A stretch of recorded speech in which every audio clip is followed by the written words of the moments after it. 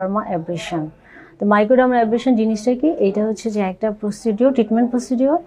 এখানে আমরা একটা মেশিনের সাহায্যে স্কিনের যে ডেড লেয়ার আছে বা ডিব্রিস আছে সেগুলোকে আমরা এক্সফোলিয়েট করি। তারপর একটা যে রিজেনারেট করা হয়, একটা বেটার একটা বেবি স্কিনটাকে রিজেনারেট করা হয়। এবং এটা সাধারণত আমরা কখন মাইক্রোডার্মা অ্যাব্রেশনটা করব?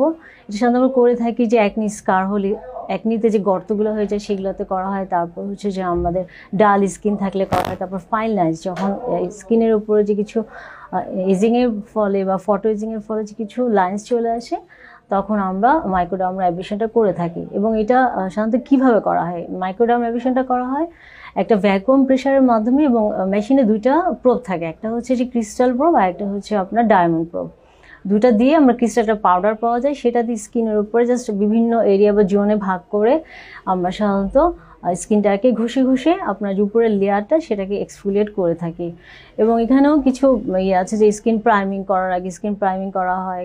যেমন কিছু জায়গায় আমরা কিছু কন্ট্রাইন্ডিকেশন থাকে যে আমরা করি না, যেমন সেবোরিক ডার্মাটাইটিস বা অ্যাটোপিক ডার্মাটাইটিস, তারপর কিলয়েড থাকলে আমরা সাধারণত সেখানে এগুলো করে থাকি না। এবং আইসোটেটিনন যদি 6 মান্থের খাওয়া হয় তখন আমরা এটা করি না।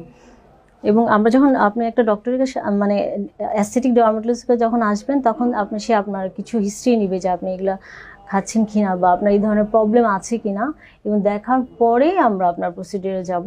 এবং এটা করতে সাধারণত দেখা যাচ্ছে ½ আওয়ার লাগতে পারে। এটাও একটা লাঞ্চের প্রসিডিওর।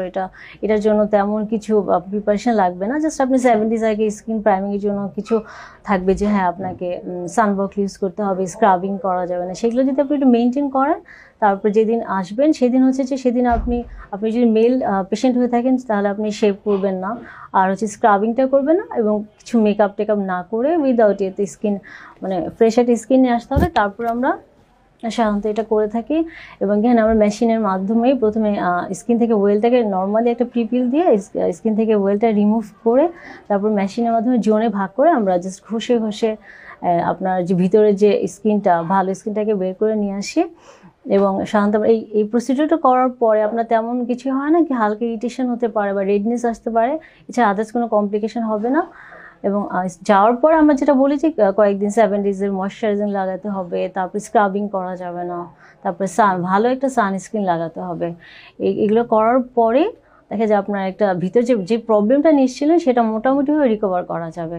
এবং এটা করার পরে আপনার এইটাও আছে যে কয়েকটা সিটিং লাগে। যেমন আপনি যে প্রবলেমটা নিয়ে আসছেন এটা নিয়ে হয়তো আপনার কয়েকবার 5টা বা 6টা সিটিং লাগতে পারে। লাগার পরে এটা আস্তে আস্তে আপনি সে ডিজাইন